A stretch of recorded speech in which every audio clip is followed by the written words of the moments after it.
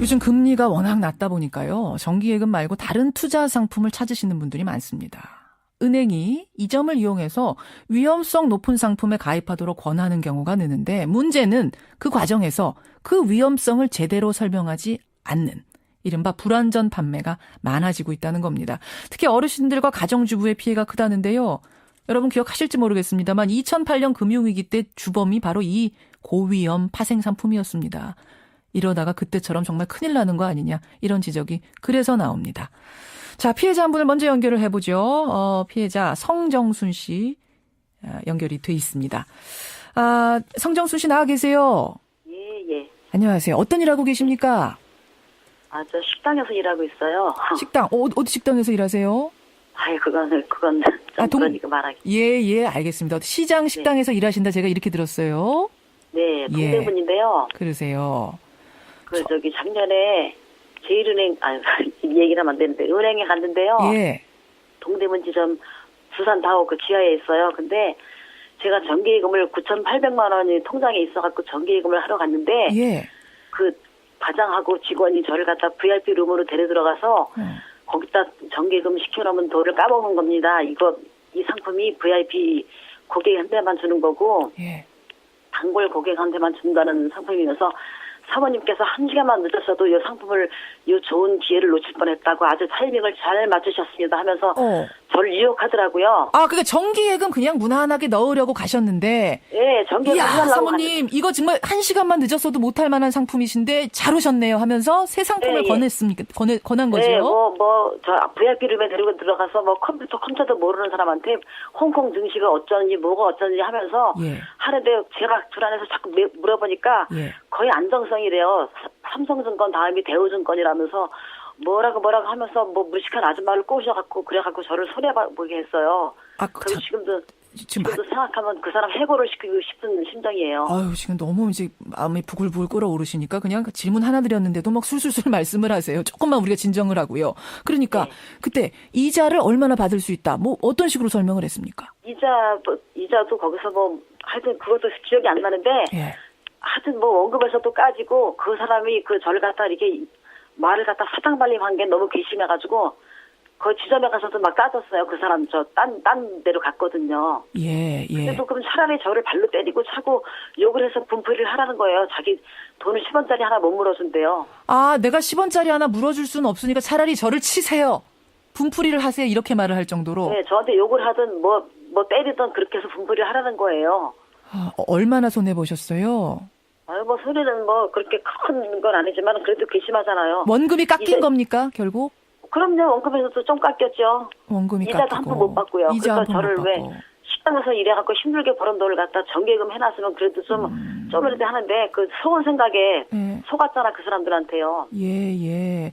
그러니까 우리 다른 분들도 절대 은행 가서 속지 마세요. 예. 우리 선생님이 든 상품이 결국은 뭐였던 겁니까? 나중에 보니까. 저는 그거에 대해서 아무것도 몰라요. 무슨 특정 금전 신탁 파생해갖고 무슨 증권이더라고요. 이름도 굉장히 복잡해요. 아무것도 몰라요. 그런 데 대해서 홍콩 증시가 어쩌니 뭐가 어쩌니 하면서 유혹하더라고요. 저를. 원금 깎일 수 있다는 얘기는 안 했습니까? 하긴 했는데 제가 불안해서 몇 번을 물어봤는데 그 통장에 돈을 넣어놓으면 까먹는 거래요. 이 통장에다 옮겨야지 까먹고 있는 거래요. 그래갖고 저를 그렇게 막 유혹을 했어요. 저는 아무것도 모르는 그냥 시집도 안 가고 혼자 그렇게 벌은 돈인데. 어떻게 모으신 돈이에요? 그 9,800만 원은? 식당에서 일해서 벌은 돈이에요. 얼마 동안 모으셨어요? 그건 창피해서 말을 못하겠어요. 오랫동안 벌었어요. 어느 정도나 모으셨길래 창피하다. 한 20년 모으셨어요? 네. 그렇게 모으신 돈을 가지고 참 이름도 밝히고 싶은데 밝히지 말라고 그래갖고 그건 제가 안 밝히는데요. 쓸 거 안 쓰고 먹을 거 안 먹고 모으신 돈 가지고. 진짜 그랬어요.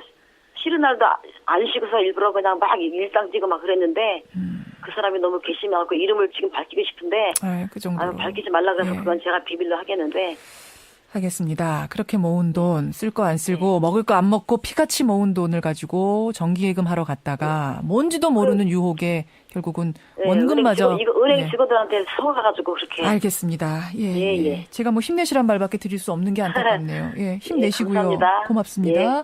예, 감사합니다. 예. 동대문에서 식당에서 일을 하시는 분의 이야기를 먼저 들었는데 이게 아주 특별한 사례가 아니라는 겁니다. 전문가 만나보죠. 금융소비자원 조남희 대표입니다. 조 대표님, 안녕하세요.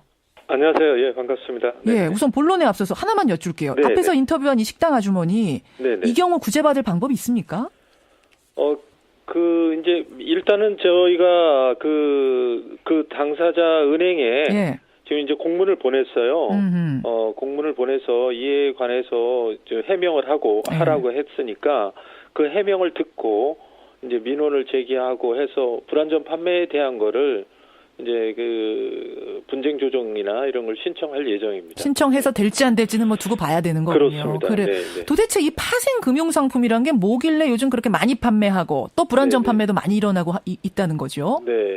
파생 금융 상품이라고 하는 거는 이제 예를 든다면 환율이나 금리, 주가가 향후의 움직임에 따라 변동되는 그러한 미래 가치를 사고 판다 이렇게 볼 수 있는데요. 쉽게 말하면 직접 투자하는 건 아니지만 주식의 그렇습니다. 주가 지수에 따라서 의자가 올라갔다 내려갔다 그렇습니다. 잘못하면 원금 손실까지도 갈 수 있는. 그렇습니다. 미래 가치를 사고 파는 것이기 때문에 상당히 이제 복잡하고 어려운 상품이라고 할 수 있는데 이러한 어려운 상품을 너무 쉽게 파는 이러한 금융 환경이 이러한 문제를 계속적으로 발생하고 있다고 볼 수 있겠습니다. 그런데 불안전 판매가 사실은 전에도 문제가 많이 되지 않았습니까? 그렇습니다. 특히 뭐 저축은행 사태라든지 이런 거 볼 때. 그래서 사실은 많이 규제가 들어간 걸로 알고 있는데 아직도 아니었나요?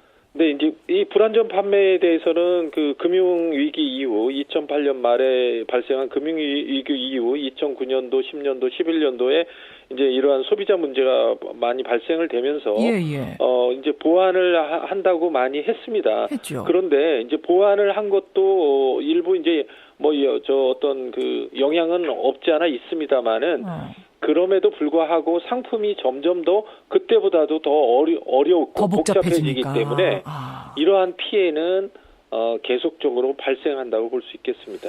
앞서 나온 그 사례자 말고도 어떤 그렇습니다. 피해들 접해보셨어요? 기가 막힌 사례들. 그러니까 이제 중요한 거는 이 불안전 판매의 가장 큰 유형은 원금 보장이 안 되는데도 불구하고 원금 보장이 되는 마치 예금처럼 한다고 하는 것이나 아니면 중도 해약을 하게 되면 손실이 있는데 중도 해약을 하더라도 손실이 없는 것처럼. 그다음에 이제 만기가 예를 들어서 대개 3년인데 만기가 뭐 1년인 것처럼 이렇게 이제 고객들을 흔히 이제 오해시켜서 그다음에 이제 손실의 범위라고 하는 것이 예를 들어서 굉장히 크거든요. 뭐 100%가 될 수도 있고 50%가 될 수도 있는데 아까 지금 인터뷰한 사람처럼 손실이 거의 없는 것처럼 이렇게 얘기를 하다 보니까 이 고객들이 이제 착각을 하고 또 상품을 제대로 이해하지 못하고 가입하기 때문에 만기 시에는 반드시 이렇게 이제 피해가 발생하는 것이죠. 우리나라가 망하지 않는 한 이거 원금 손실 없습니다. 이런 얘기들을 하잖아요. 네, 그렇습니다. 그렇고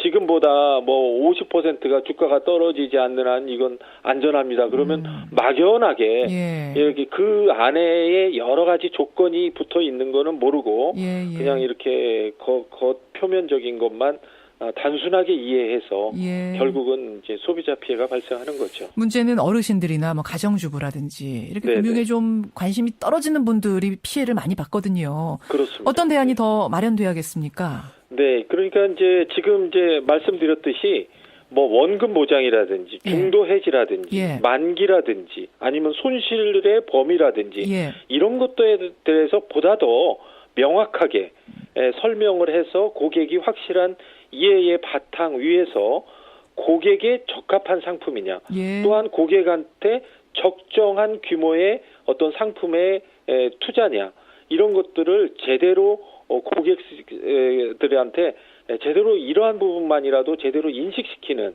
이러한 상품 가입의 절차? 어떤 판매 방법이 의무화돼야겠네요. 되지 않으면 이러한 피해는 계속적으로 발생할 수밖에 없는 이러한 금융 환경이라고 볼 수 있겠습니다. 고객들한테 왜 그걸 미리 챙기지 못했습니까? 라고 얘기하기에는 네네. 이거는 너무 아니란 거죠. 그렇습니다. 먼저 네. 의무적으로 적용해야 될 부분들은 법으로 네네. 규제해서 설명을 시키도록 이렇게 유도를 해야겠습니다.